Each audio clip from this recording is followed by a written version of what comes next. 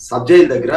ఉమ్, ఆ, అంటే already arrest అయ్యి జైల్లో ఉన్న వల్లభనేని వంశీని పరామర్శించడానికి వెళ్ళిన జగన్మోహన్ రెడ్డి గారి ప్రెస్ మీట్ మొత్తం విన్నాను నేను కూడా.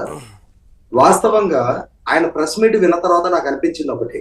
ఉమ్, 2017లో సాక్షాత్తు రాష్ట్ర ముఖ్యమంత్రి గారిని ఉద్దేశించి నడిబజార్లో కాల్చాలి అన్న రోజు నాటికి, అలాగే 2019లో వాళ్ళ కుటుంబంలో జరిగిన వివేకానంద రెడ్డి గారి హత్య కేసు విచారణని, హత్య కేసు వాస్తవాలను వక్రీకరిస్తూ నారాసుర రక్త చరిత్ర అని చెప్పని వాళ్ళ సొంత మీడియాలో ప్రచురించి ఒక హత్య కేసు వాస్తవాలను వక్రీకరించి ఎన్నికల్లో లబ్ధి పొందిన నాటికి, నిన్నటి విజయవాడ సబ్ జైలు దగ్గర జరిగిన ప్రెస్ మీట్ లో గన్నవరం తెలుగుదేశం పార్టీ ఆఫీస్ మీద జరిగిన దాడి విషయాన్ని వక్రీకరిస్తూ జగన్మోహన్ రెడ్డి గారు చేసిన ప్రసంగానికి మధ్య ఏ వ్యత్యాసం లేదు.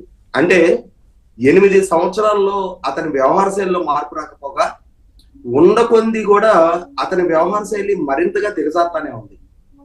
నిన్న ఒక పర్టికులర్ ఆఫీసర్ను ఉద్దేశించి, అంటే వల్లభనేని వంశీ గారి కేసు విచారణ చేస్తూ ఉన్న ఒక పర్టికులర్ ఇన్స్పెక్టర్ ఉద్దేశించి ఆయన బెదిరిస్తూ చేసిన వ్యాఖ్య. అంటే డ్యూటీలో ఉండి తన డ్యూటీని నిర్వహిస్తూ ఉన్న ఒక పోలీస్ అధికారిని తన విధుల నిర్వహణ పట్ల బెదిరిస్తూ దౌర్జన్యకరమైన వ్యాఖ్యలు చేసిన నేపథ్యంలో ఖచ్చితంగా మొట్టమొదట కన్సర్న్ ఆఫీసరు జగన్మోహన్ రెడ్డి గారి మీద కేసు నమోదు చేయాలి. ఒకవేళ ఆ కన్సర్న్ ఆఫీసర్ ధైర్యం చేయకపోతే అతను సుపీరియర్ ఆఫీసర్స్ అయినా సరే ముందుకొచ్చి అతను కంప్లైంట్ ఇప్పించాల్సిన బాధ్యత ఉంది. లేనప్పుడు ఇవాళ ఈ ఇన్స్పెక్టర్కి ఎదురైంది, రేపటి రోజున రాష్ట్రంలో ఏ కేసులు విచారించే ఏ అధికారికైనా సరే వాళ్ళు ఫ్రీ అండ్ ఫెయిర్ గా ఎలా విచారణ చేయగలుగుతారు? ప్రభుత్వ పరంగా వాళ్ళకి అండదండలు అందించాల్సిన బాధ్యత ప్రభుత్వం మీద కూడా ఉంది.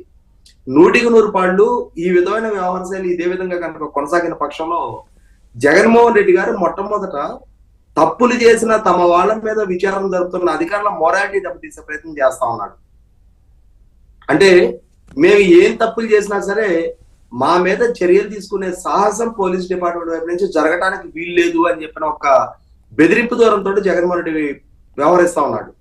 అటువంటి వ్యవహార శైలి కనపరుస్తా ఉన్నప్పుడు, పోలీసుల మొరాలిటీ దెబ్బతీసే ప్రయత్నం చేస్తా ఉన్నప్పుడు, అధికారుల్ని వాళ్ళ విధుల నిర్వహణలో ఆటంకపరిచే విధంగా, వాళ్ళ విధులు ఫ్రీ అండ్ ఫెయిర్ గా నిర్వహించుకోనివ్వకుండా ప్రతిబంధకాలు కల్పించే విధంగా అతను వ్యవహార శైలి కొనసాగుతూ ఉన్నప్పుడు 100% చట్టపరంగా ఏ చర్యలు అయితే జగన్మోహన్ రెడ్డి మీద తీసుకోవడానికి ఆస్కారం ఉందో ఆ చర్యలు మొట్టమొదటి తీసుకోవాలి. ఎందుకంటే మొట్టమొదటి నుంచి జగన్మోహన్ రెడ్డి గారికి నేను ఏం మాట్లాడినా నడిచిపోద్దని చెప్పనే ఒక వైఖరి ప్రబలిపోయింది. కాబట్టి నంద్యాల ఉప ఎన్నిక నాడు రాష్ట్ర ముఖ్యమంత్రి గారిని ఉద్దేశించి నడిబజార్లో కాల్చాలి అని వ్యాఖ్య చేసిన నాడే కనుక చట్టపరంగా అతని మీద